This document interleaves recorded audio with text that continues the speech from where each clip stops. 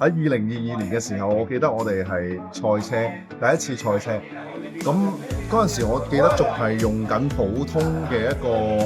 Eco Drive 嘅一個機油。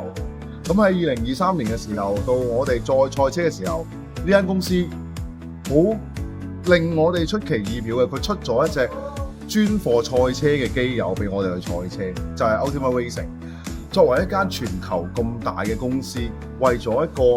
唔係一個啦，又或者為咗澳門嘅賽車去出一隻特種配方嘅機油，我唔知呢個係咩目的，我淨係知道唔係一件簡單嘅事，亦都好開心，因為我哋嘅加入，呢間公司從冇賽車嘅元素，漸漸加入咗好多賽車嘅元素，亦都好開心，我哋見到其他嘅國家亦都紛紛加入咗一啲賽車嘅元素入邊，不論係 track day 啦、電單車啦，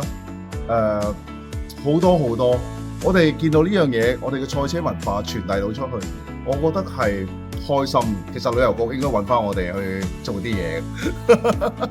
咁點樣好咧？呢個獎咧係對於我哋一個認同嚟嘅。咁我想講俾大家聽，我哋而家培育緊嘅車手，或者我哋仲鬥緊嘅澳門車手，其實我哋唔好氣餒，我哋需要堅持。